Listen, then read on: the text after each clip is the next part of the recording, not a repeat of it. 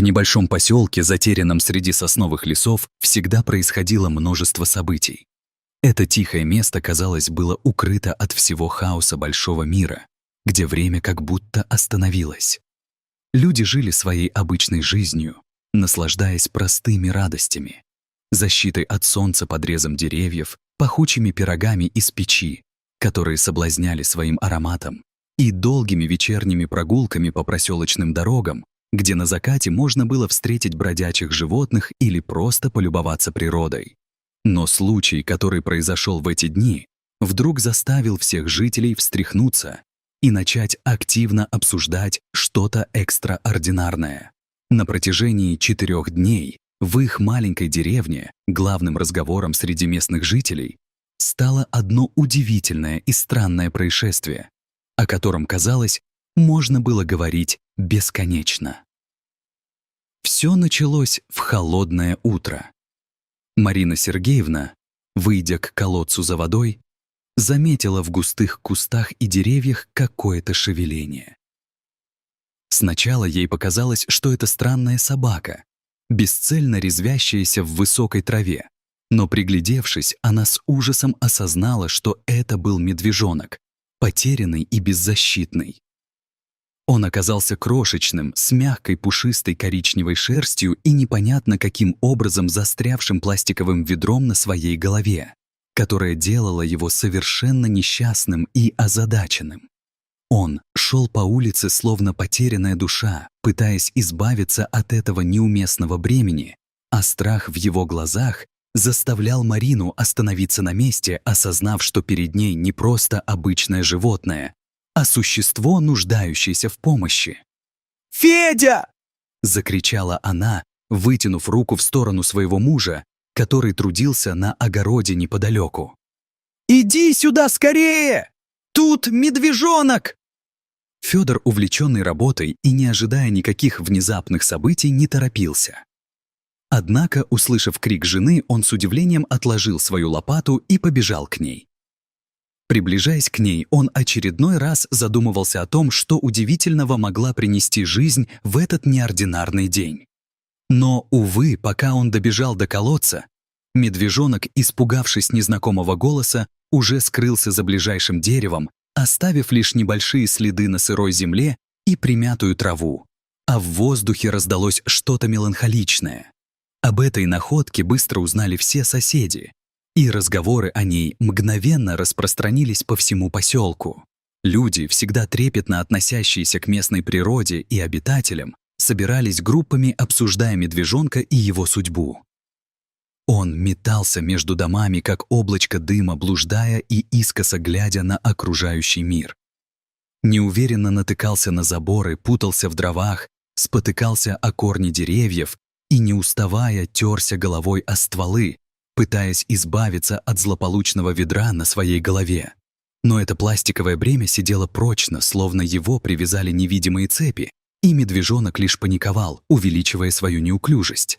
На следующий день жители поселка собрались на утреннюю беседу в доме Анны Васильевны, местной учительницы. Все обсуждали, как бы им помочь бедному медвежонку, который, как все знали, находился в бедственном положении. Да и как можно было спокойно спать, зная, что в лесу том блуждает такой пушистый, несчастный зверек. Даже суровый егерь Василий Иванович, известный своей строгой натурой и пренебрежением к мелким проблемам, не остался равнодушным к исходу небольшой медвежонка. Он пришел к единому решению.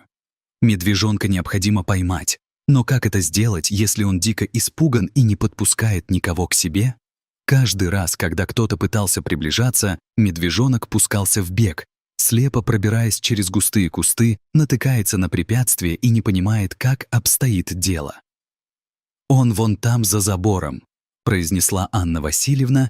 Ее голос дрожал от печали и обеспокоенности, когда она осознала, что бедный медвежонок уже 4-й день почти не ест и не пьет. «Если мы не поймаем его сейчас, этого не должно случиться. Он так нуждается в помощи, в заботе». Ее слова повисли в воздухе с тяжелым оттенком тревоги. Все присутствующие осознали, что времени остается все меньше, ситуация становится все более критической. Все, кто только имел возможность, предлагали свои идеи и активно размышляли о том, как можно вытащить медвежонка из бедственного положения. Одни задумались о том, какую уловку использовать, чтобы привлечь его внимание. Другие стали предлагать делать что-то более радикальное, утверждая, что это единственный способ. Наступил третий день, когда жители поселка решили сплотиться и совместно выдвинуться в лес. Придумывались различные планы. Кто-то хотел использовать еду в качестве приманки, кто-то ждал, что удастся спастись, почувствовав опасность загнаться в угол. Люди даже начали создавать небольшие группы, готовясь к охоте на медвежонка. Однако вместо этого они натолкнулись на растянутое молчание леса, который, казалось, полностью поглотил их звуки и обсуждения. Все они ощущали скрытую тревогу и в то же время понимали, что маленькое существо не может оставаться в таком состоянии долго. Спасение пришло, откуда никто не ждал. Два подростка, Мишка и Генка, пошли в лес за грибами после школы, размышляя о том, как много чудес можно найти среди растительности и стволов старых деревьев, и, конечно, жаждой приключений. Они знали это место как свои 5 пальцев, и каждая тропинка была знакома им до мелочей. Но каково же было их удивление, когда у ручья они наткнулись на изможденного медвежонка. Он лежал на боку, страдая от жары, а его глаза были полны страха и отчаяния. В тот момент, когда их глаза встретились с испуганным взглядом медвежонка, время как будто остановилось. Подростки замерли, обмениваясь быстрыми взглядами и разделяя полное удивление. Они осознали, что перед ними не просто дичь, а существо, находящееся на краю выживания. «Мишка», — прошептал Генка, его голос дрожал от волнения и ужаса. «Он ведь умирает!» Не давая себе времени на раздумья, мальчики бросились к бедному существу. Мишка аккуратно подобрал медвежонка на руки, стараясь проявить заботу и осторожность, а Генка поддержал ведро, которое, казалось, уже стало тяжелым камнем на груди зверя. Каждое движение они пытались выполнить как можно бережнее, понимая, что от их действий зависит жизнь крошечного медвежонка. Под их нежным вниманием медвежонок, казалось, ощутил надежду. Мишка заметил, что животное было легким, словно тряпочка, и страх озадачил и радует его одновременно. Не теряя времени, они быстро решили, что нужно отнести и оказать помощь этому беззащитному созданию. Ветеринар Светлана Петровна, находившаяся в клинике недалеко от их дома, немедленно должна была начать действовать. Она, похоже, единственная в тоске смотрела на тот ужас, который явился в ее жизнь, но тут же обретала смысл. Узнав, что есть шансы спасти жизнь этого беззащитного медвежонка, она сразу же поняла, что это ее призвание — не упустить такую возможность. «Молодцы, мальчики», — похвалила Светлана после того, как сделала первые шаги к выздоровлению медвежонка. Она прикрепила капельницу, и вода заблестела, даруя ему новую надежду на жизнь. «Благодаря вам это маленькое чудо будет жить». Под ведром обнаружилась измученная мордочка с теплыми светлыми глазами, которая вновь наполнилась светом.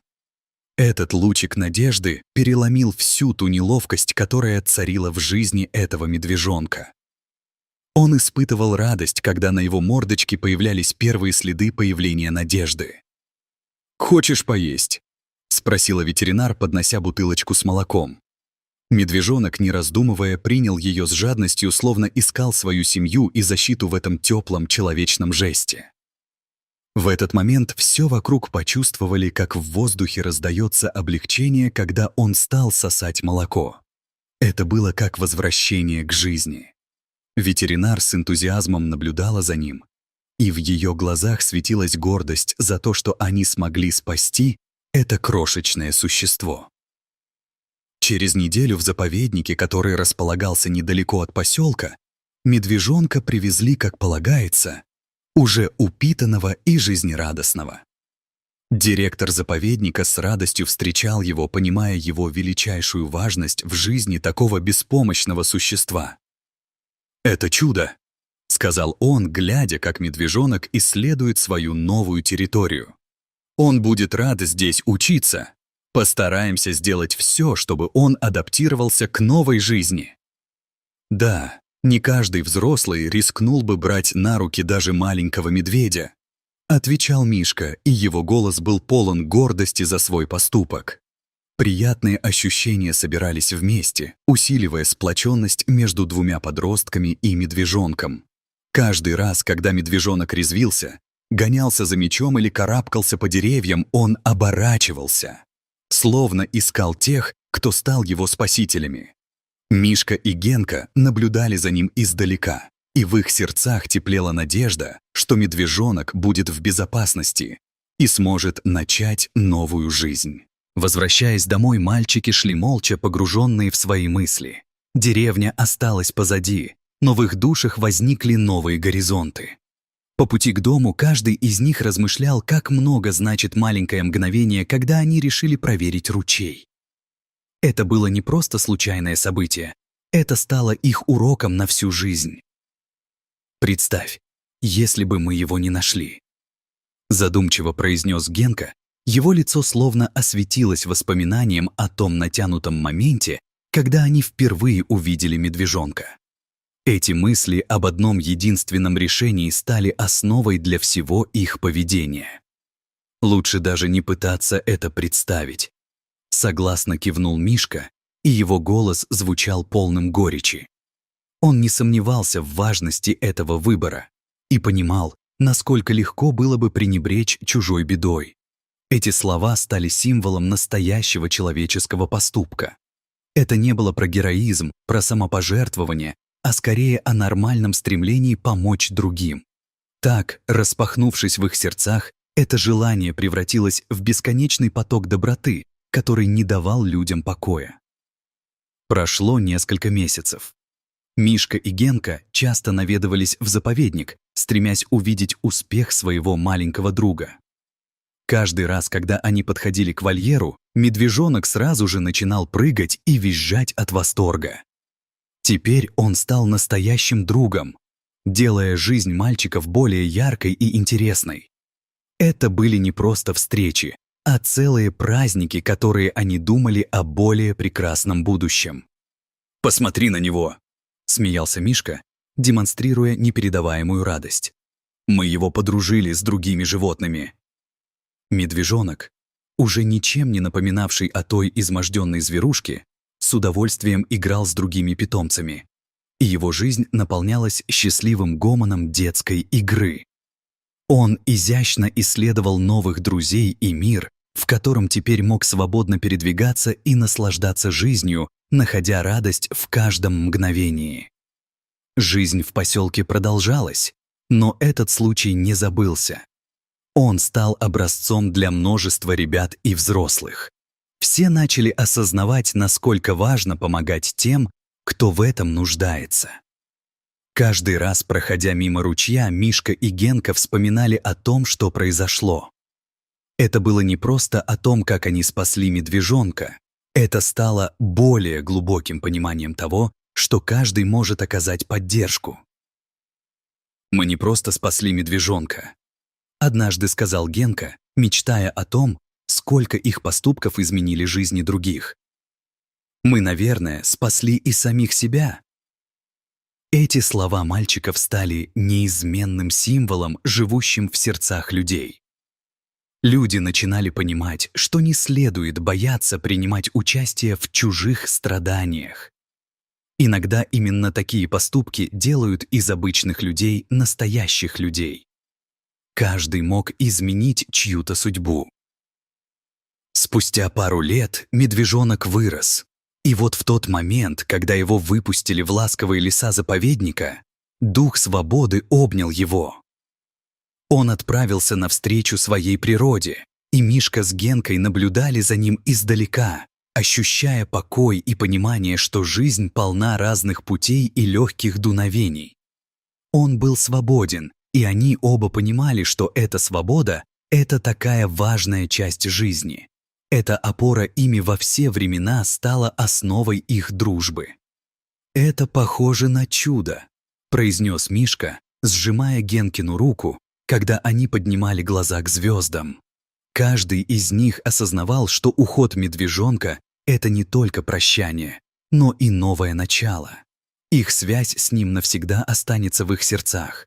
Они могли возвратиться к этому моменту всегда, когда им нужно будет вспомнить об искренности, доброте и смелости. Теперь, когда жители поселка рассказывают эту историю, они всегда показывают пальцем на ручей, где жизнь одного медвежонка изменилась благодаря чуткости и доброте двух юных мальчиков.